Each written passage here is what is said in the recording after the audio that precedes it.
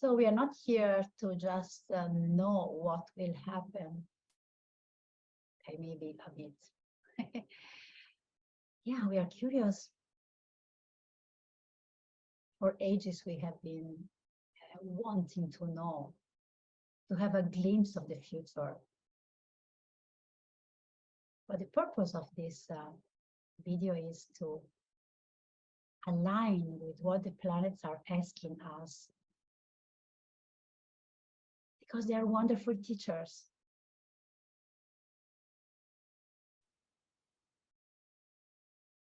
So there are cycles that are not easy, for sure. But can we really step out of the victimhood and just not being lived by the planets, but act consciously with them?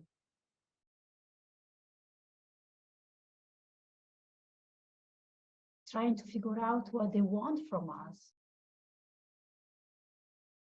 Because the universe, as Tony Robbins says, and life is not happening to us, but is happening for us. So all these planets, particularly the 5 great teachers I'm talking about tonight, from Jupiter to Pluto, they don't enjoy just hurting us and bringing us to our knees. But they have their agenda, they have their purpose. They know what they're doing.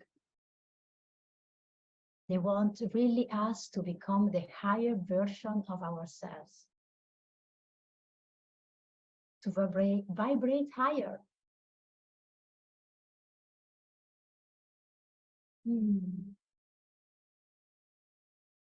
So we are beginning 2023 with some retrograde planets. Particularly, there's a lot of talking about this Mercury and Mars, which are both retrograde at the beginning of January. And retrograde planets, for those who don't know, of course, it's not that really planets go backward, but it's just an optical illusion that we have from Earth, because we are also moving. But retrograde means turning inward and re-evaluate, re-examine the function of that planet. And here we have Mercury, which is the communication, speaking our truth, transmitting. And Mars, which is our purpose, our desiring nature.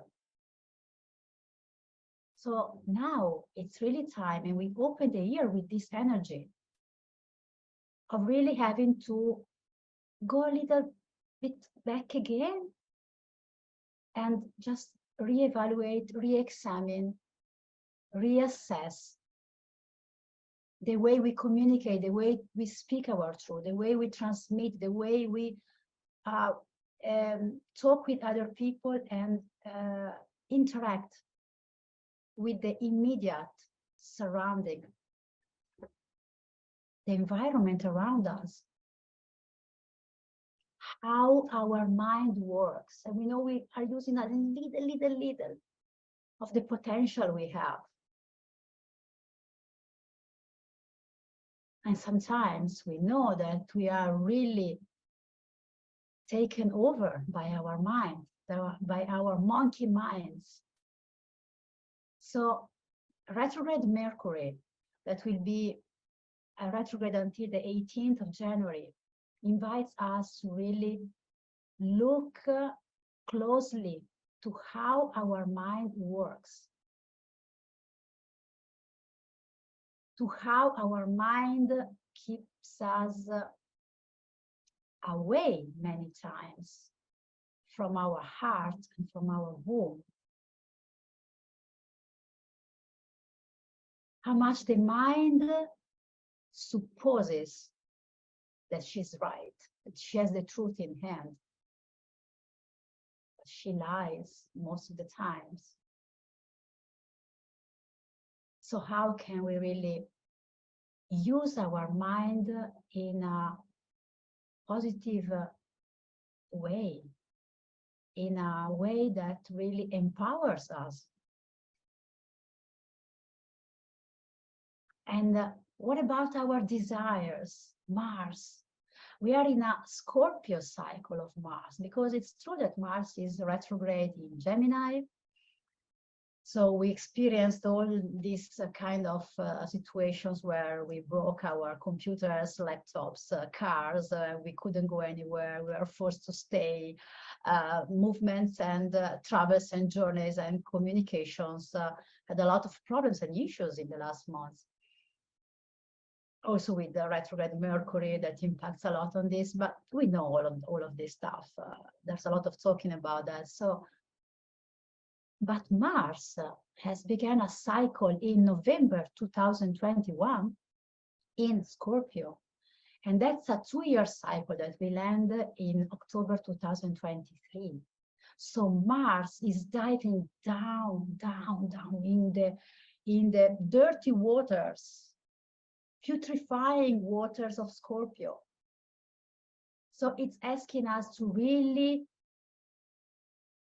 get in deep touch with our desires, and also how we can find balance between what I desire and the nature of reality. What I desire and how much this desire impacts other people's desires. We will have to deal with issues of control, of manipulation, of maybe invading other people's space because we want to pursue our own desire. Scorpio goes, wants to get in, to penetrate, sometimes without concerns for the others. Because it doesn't tolerate a no as an answer.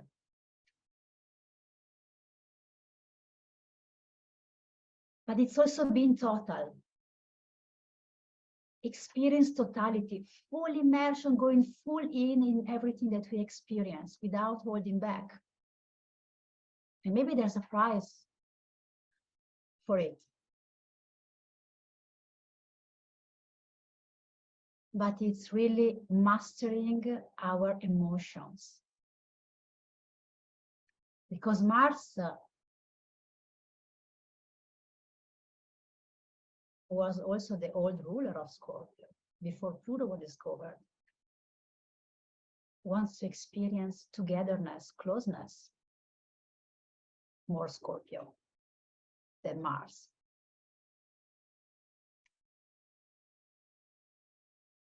And then let's talk about these 5 teachers. We have Jupiter, Saturn, Uranus, Neptune, and Pluto. These are 5 amazing teachers. And each one has a different rhythm. For example, Jupiter takes 1 year to travel to a sign. Uranus takes 7 years, Neptune 14. So each of them, of course, tonight I'm talking about general effects that we experience, all of us. Of course, then we have to see in our birth chart where these planets are transiting, what are they activating specifically for each of us.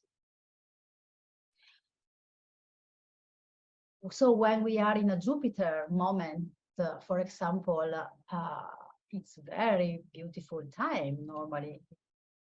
So Jupiter brings expansion, brings this sense of, I'm growing, I'm finding the meaning of life. But unfortunately, it's very, very fast.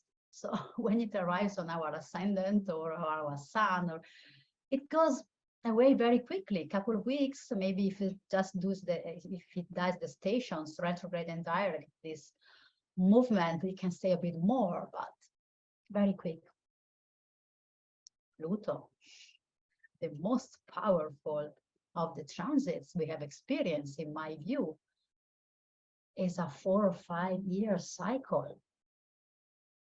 So it's there and it works subtly, subtly, subtly. And sometimes we are not really aware of what's going on after some years. But let's begin with Jupiter. So we have Jupiter that this year was going between Pisces and Aries. And now, just some days ago, it entered Aries again. So where is Jupiter is an invitation to how can I really get rid of karma the quickest and really embrace my sense of meaning, of growth, of self-esteem. And it's through Aries now, and it will be through Aries until May, because now Jupiter is going to fly super quick through Aries, and on the 16th of May, we will have the ingress of Jupiter in Taurus. So Jupiter in Aries now is, okay, embrace your leadership. With Jupiter in Pisces, we were in a sort of a bubble of really staying in the flow, just feeling, just being there, not putting boundaries, allowing to be inspired. But maybe we couldn't really take action. Now it's time to take action with Jupiter in Aries. Leadership, courage, acting out what we really feel that is pushing from the inside to come out, to take a form. Aries is the sign of the birth from the intrauterine energy of Pisces. We are born through the Aries.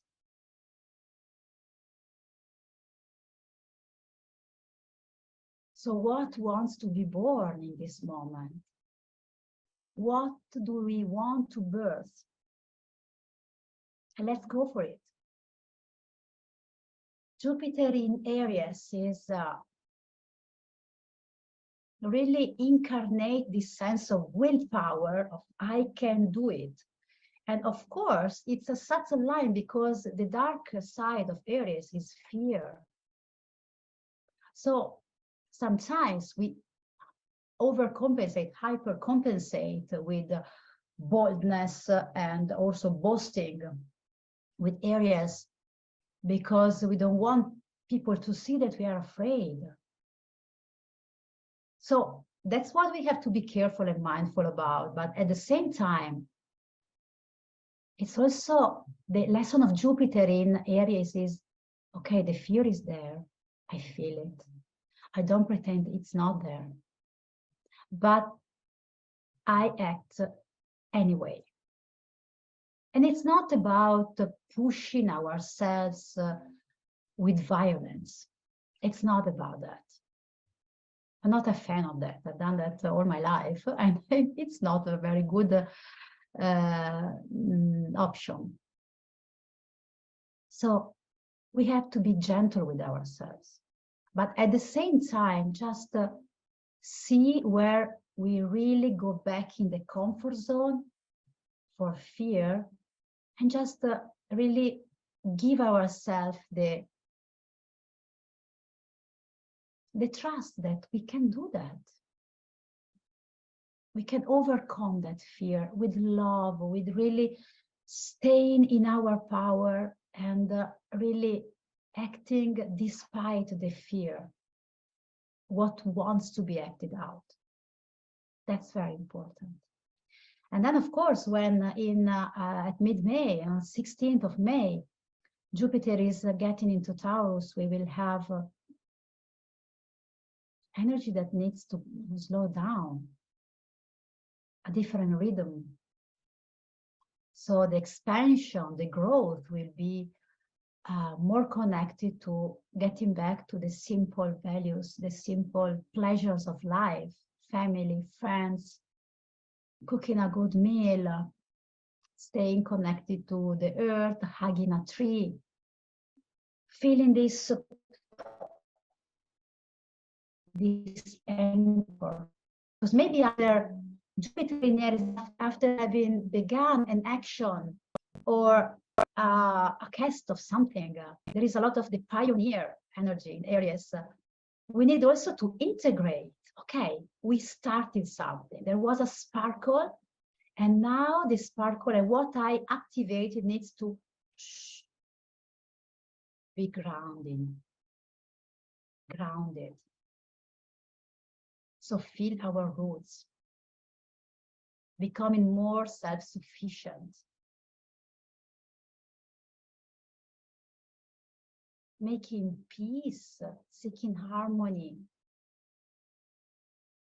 The body, really being in deep touch with our body, feeling it,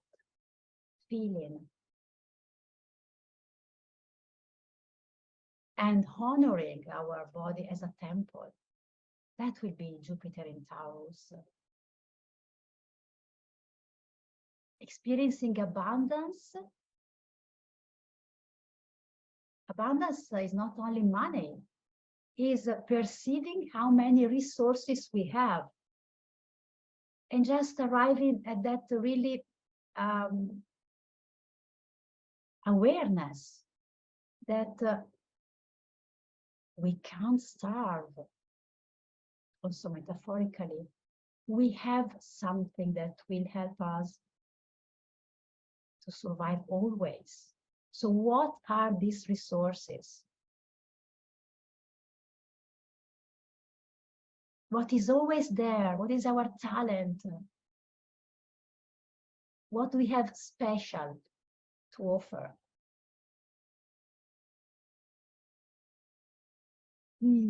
So Jupiter is helping a lot now the Aries. Now it's the beginning of Aries, and from May it will be the time for the Taurus. So the positive influence on Jupiter will touch these two signs. Of course, sometimes we can also look at the perspective of the signs that are in square or in opposition with Taurus, which are the other fixed signs. So now it's that Jupiter is in Aries is also maybe for Cancer, for Libra, and for Capricorn. It's a square or opposition. These signs can experience maybe some excesses or maybe overconfidence, also a bit of laziness, of delegate responsibilities also sometimes. And from May, when Jupiter will be in Taurus, the same thing could happen to the fixed signs. So Aquarius, Leo, and Scorpio. But Jupiter has a very, very quick cycle, as I was saying. So let's go more into the others. Saturn. So Saturn is always seen as the bad guy, right? If you Google it, you will see the same image that is on tarot number 13, the death. The death, the cap, ready to ripe, the reaper. So there is this energy of cutting. Also in the myth we have that Saturn castrates his father, Uranus. So it's a very castrating energy. And we experienced it when Saturn was in Capricorn. In Aquarius, and is still in Aquarius. Today is 22 degrees Aquarius. And it's impacted on the third decade. On the end of Aquarius, Leo, Scorpio, and Taurus. So these signs could experience a Saturnian cycle. I mean, we globally experienced it a lot because Saturn in Aquarius, if you want to see it from a broader perspective, in the last 2 years, we had a lot of separation. We had two opposite factions, two opposite sides, vaccine, non-vaccine, conspiration, no, it's true. Each side really, really sure that they had the right in their hands, that they were right and judging the other one. So Aquarius is a sign that is very intolerant, even if it looks like super friendly and yeah, with everybody. But it's a judgmental sign. And Aquarius rules groups, masses. There were families that separated because of different point of views, friends that don't talk to each other anymore. And socially, separation. That was Saturn in Aquarius. And regarding these four signs that I just mentioned, they could experience a lot of crisis, I guess, because Saturn is really showing us in a very harsh way sometimes our weakest points. It slows us down. It has a way of teaching, because it's the great master or it's the great teacher, the Lord of Karma. It has a way to really pressure us. A lot of pressures. Pressures of performance, pressure of money, pressures of time. So these four signs, the fixed sign could experience a lot of this in the last 2 years. And now it's the third decade. So the one born in the last 10 days of these four signs that can experience this Saturn. Because this Saturn is going to be there until March. And in March, we have the first big shift, Saturn entering Pisces. So before that, the square that we had all 2022 between Saturn and Uranus also. Saturn is, I'll be the good girl, the good guy. I'll obey, I'll follow the rules. It's true, I have to put on the mask, I have to respect the people. I have to really be mindful about other people. I'm not alone. And Uranus, it's all bullshit. They are telling us a lot of lies. I rebel. This is not legal. They cannot do to us what they're doing. I'm not following the rules. So preservation, law, restrictions, and fuck everything. I want to destroy. I will not follow. I'll go my own way. Let's be the new world. So there was this, this strong energy, very strong, all 2022, and now finally it's over. But back to Saturn in Pisces. What has Saturn to do with Pisces? Not that much. We have the Lord of form, the box, act like this, the rules are this, robot, There's no other way. It has always been like this.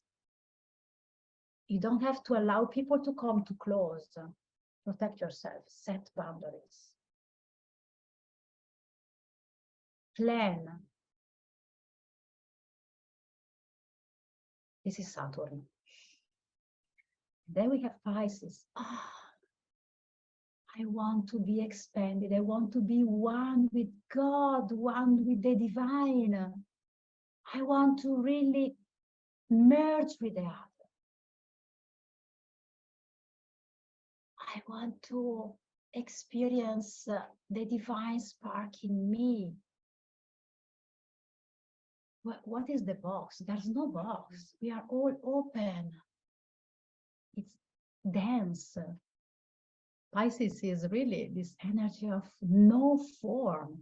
So these two together are quite an odd combination, really. So what can we expect from Saturn that gets into Pisces?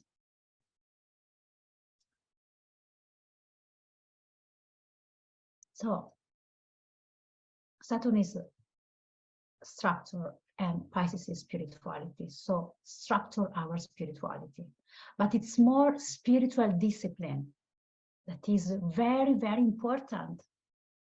So from the 7th of March, a new cycle begins.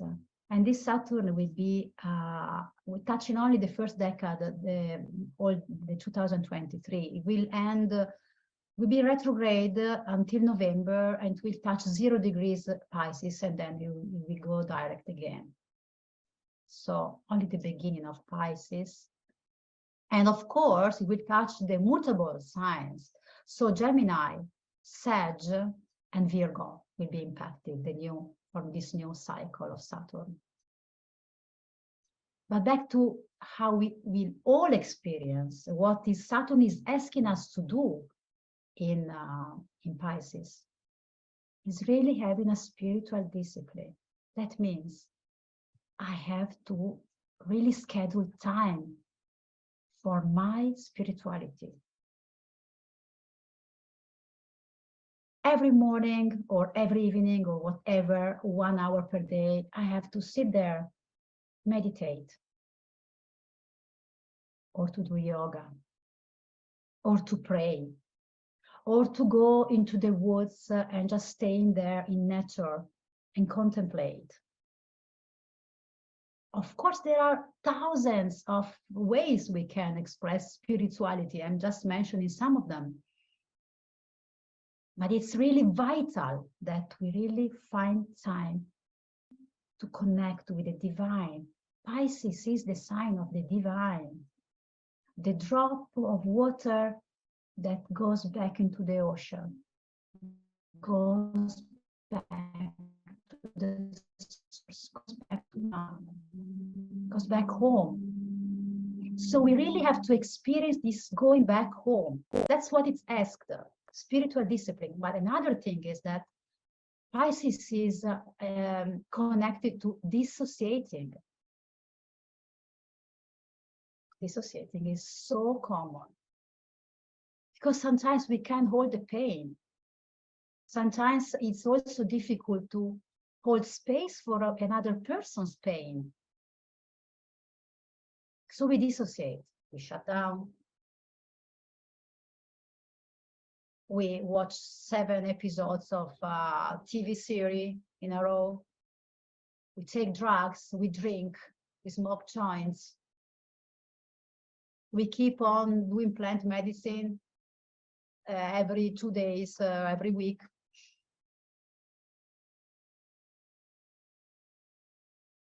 We have love affairs one after the other. We gamble. We have so many ways in which we are dissociating. Saturn could really enhance this. I mean, we have 2 options.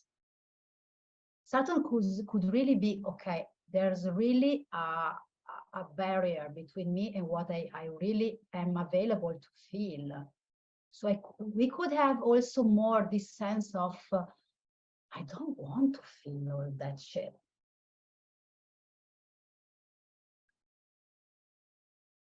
So we could really disassociate even more. And really maybe put more distance between us and our emotions, or between us and the people, because we are scared of intimacy, scared of the vulnerability. It's too dangerous. That's option number 1.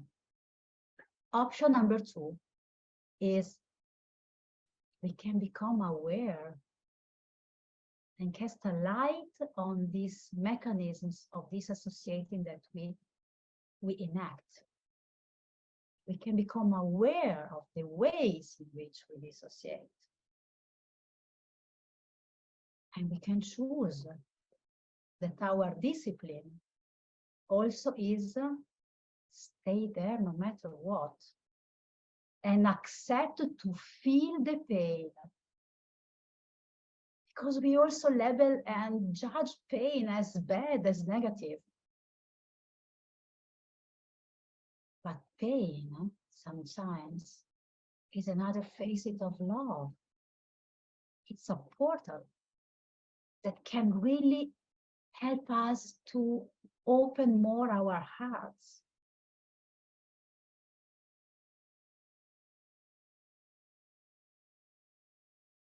Can we be there and hold space for a person in the midst of pain, a person that is really in deep pain? Can we stay there?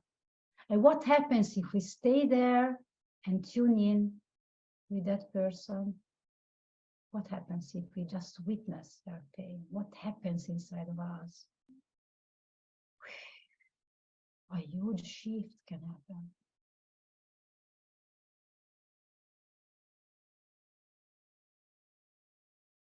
So that's Saturn in Pisces. So March is really, really, really a strong month. Also, Mars will enter Cancer the 25th of March. So it will be really strong to get even stronger to go inward and just to find this energy of desire inside of us, but also a lot of issues about our childhood could come up. So there's a lot of emotional mastery that is requested also here. Now, let's talk about the huge shift that will happen 2 days before. Pluto in Aquarius. This is a big one. Even if Pluto will just put a little foot in Aquarius and then go back, because from the 23rd of March until only the 11th of June, so just 2 months and a half, not nearly 3 months, and then it will go in retrograde motion and slide back into Capricorn. And it will be again in Aquarius from the 21st January 2024, staying there for 20 years. So Pluto has impacted a lot the 4 cardinal signs in the last years. So Capricorn, of course, the sign that it's transiting, Cancer for opposition, and it was squaring Aries and Libra. So if you are at the 3rd decade, so at the end of these 4 signs, or if you have planets in your birth chart at the end of these 4 signs, you were Plutonized. So what is Pluto? Pluto is the Lord of Death. In the mid-80s, Pluto had a mask of dog skin that made him invisible. So his influence is very subtle. Sometimes we don't really know what's going on because it works on the unconscious. So Pluto is connected to the boiling process. When we boil something, when we prepare the ghee, for example, I don't know if you know about ghee, or when we cook something and the waste substances come to the surface. Sorry for my English, but I hope you can understand me. And then we keep on, okay, taking off these things, cleansing. That's what we are doing with Pluto transit. We keep on cleansing, we keep on taking off what is no longer necessary, what is really waste substances. And sometimes it looks like an endless job. We keep on cleaning. How much is there to clean? And what are what is this stuff that comes up on the surface? It's bubbles of pain. Very ancient, super ancient. from past lives, from our childhood. And when they come up, it's a slap in the face. Fucking painful.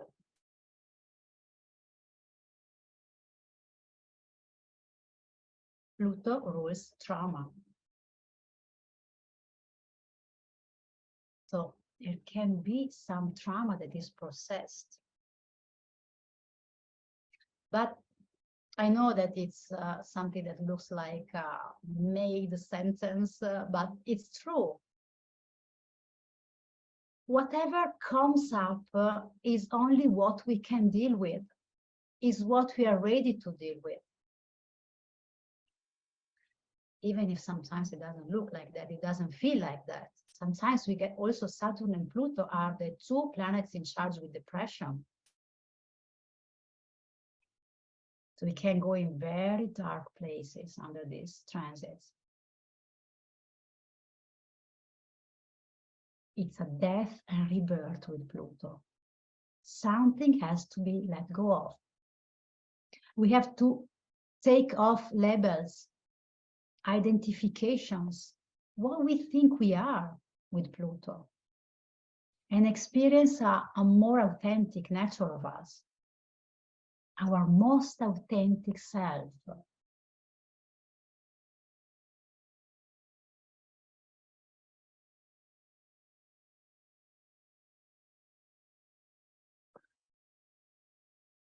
And Pluto reactivates an ancient rage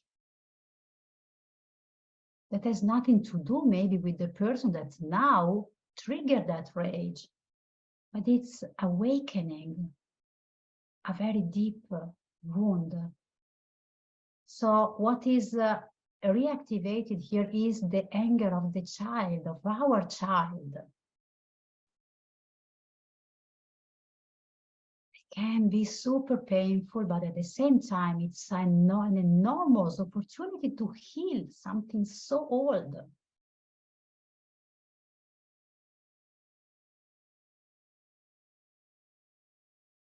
So now we have this energy of transformation, transmutation with Pluto.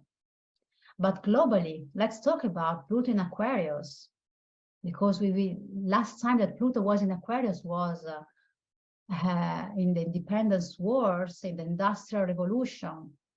So a lot of social change, a lot of change also regarding progress. And we are really witnessing a digital revolution. Some people have a chip that are going to be implanted in their heads.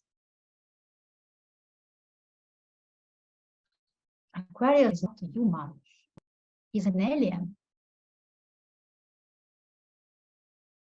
Elon Musk says that we are turning into machines, that the mobile has become the extension of our arm.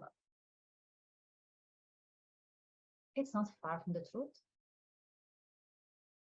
So we will have to be very aware of not being taken over by the digital world, by machine, by not turning into robot, and really keeping our humanity through some digital detoxes. Sometimes we are with this phone all the day. We're becoming really dependent on this.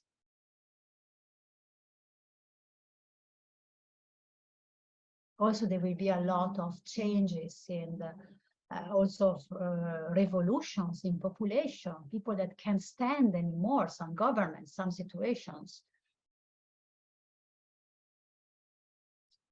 So social upheavals, social trouble, yeah.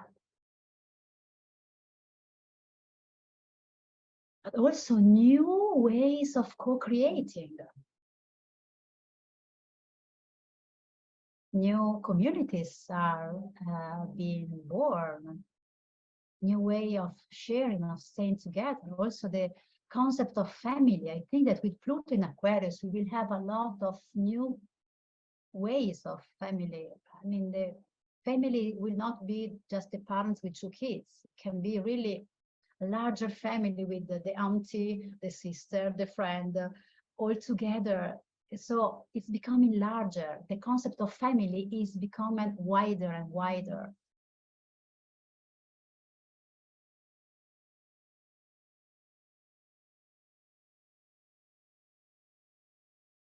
Third shift that we will have are the moon nodes. The moon nodes that now are in Taurus Scorpio. So North Node in Taurus is really embodying, really finding the wisdom of the body, making a simpler life, all that we already talked about with Jupiter in Taurus. So we evolve ourselves through relationship with body and also getting in touch with our resources. But in July, the moon nodes will shift back because they move always retrograde to Aries-Libra. So we will have North Node in Aries and South Node in Libra. So what is that about? North Node in Aries is really embracing autonomy. Is South Node in Libra is dependency, is having high expectations, or being lived by other people, being impacted by other people's expectations on us. So North Node in Aries is really about stepping out of this dependence, following the guts, this gut instinct.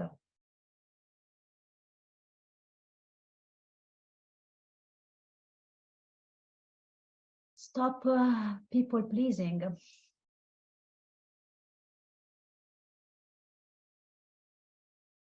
Acting decisively. Because Libra is about, oh my God, what do I have to choose? Or this or that? Oh my God, I'm afraid I will do the wrong choice. There's no wrong choice. So is I choose no matter what. I act despite other people's ideas. If I align with what's true for me and right for me, I am in touch with my needs. I need to be balanced and in my energy, in my empowerment before thinking of helping or supporting people. I cannot drain constantly my energy to support other people or to try not to be alone.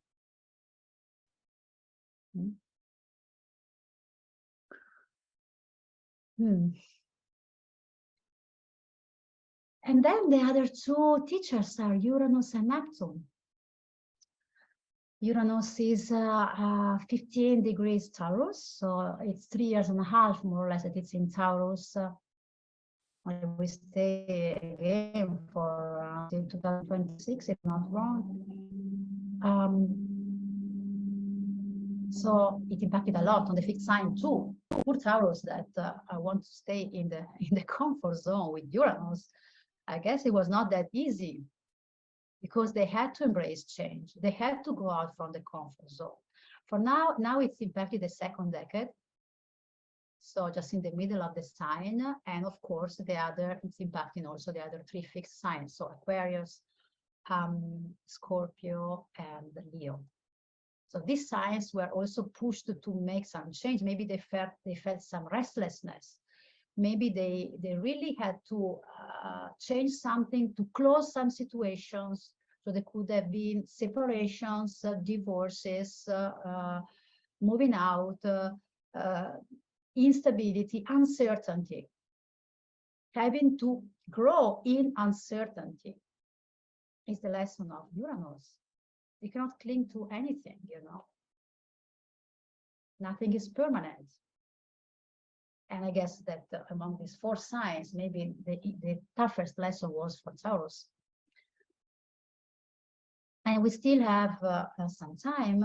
This on the 2023, Uranus will be at the end and 19 Taurus. So it's ending. It's starting touching the 3rd decade, and but it will have also 2024 to touch again the end of these 4 signs. And of course, globally, Uranus in Taurus had a lot of changing in the economy, changing our relationship with the money, more cryptocurrencies, virtual money. Uranus is the virtual, and Taurus is the economy. A lot of change regarding our relationship to abundance. I mean, it's not anymore the time to hide the money below the mattress like our grandmothers did. It's really making money circulate. Just realizing that we can experience more abundance the more space we make, the more space we create, the more we give, the more we receive, the more we trust and can jump into the unknown, financially speaking also, the more this abundance can come from unexpected ways into our field. And Neptune, last but not least, it's at 22 degrees Pisces. It will arrive at 27 degrees in July, then we'll go into retrograde motion, and will close at 25 degrees in December. And it will stay still in Pisces until 2025, when it will enter Aries. So here Neptune is touching and impacting on the mutable signs. So Gemini, Sagittarius, Pisces and Virgo. Neptune transits are about surrender, having to let go of control. Maybe the most difficult was for Virgo, that had Neptune opposite in the last years. I mean, it's a lot of years, many years that Neptune is in Pisces. Huh? So it's 10 years, more or less. And now it's touching the end of these 4 signs, the 3rd decade. So we have to surrender control. And maybe for Virgo was not that easy. Also for Gemini, I guess, that are very mental, both ruled by Mercury, very mental signs. It's about, I cannot trust here, I cannot follow here. I have to really follow an inner guidance. And I always give this metaphor with Neptune. We are in the middle of the ocean on a boat, and we try to row toward Earth. Where is Earth? Where is Earth? And we really try to cling on something, but there is no Earth on sight. Or maybe we see one that we think it's Earth for us, and it's an illusion, because Neptune is the master of illusions. We don't see clearly when we have Neptune transits. There's a lot of self-deception, also sometimes deception from other people. We see what we would like to see with our rose-colored glasses. So what's the key? It's stop rowing, and it just drop everything and just lay down on our boat and say, okay, you know what? I surrender. I will be taken and carried where I have to go. I trust. That's what Neptune is asking us to do. Not easy, yeah? Maybe easy for Pisces people, more for Pisces people. So it's really about surrendering and opening up in full vulnerability. It's about unconditional love. And with Neptune transits, a lot of times we really yearn so much, we experience so much this longing for the divine that we can see, we can search the divine in another person, or in a situation, or in the perfect dream. But the key is really to be able to recognize that God is within us, is here, is experiencing self-love.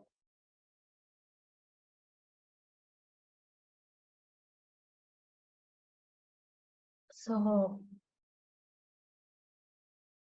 also it's trust. And I guess that with all these challenges that we are about to experience, and we had already in 2022 also, the key is just trust the process. There's no other way. Even if we are on our knees, even if we are really in pain, discouraged about what's coming, and the mist, not knowing where we have to go, what we have to do, we really can step into the universe knows where I'm going. The universe is providing resources that I'm not aware of for me. So let's trust what the universe has in store for us. Let's trust the process, have faith in the process. Because only doing that, we can create space for the universe to happen through us. I wish you a wonderful 2023. Big hug and much love.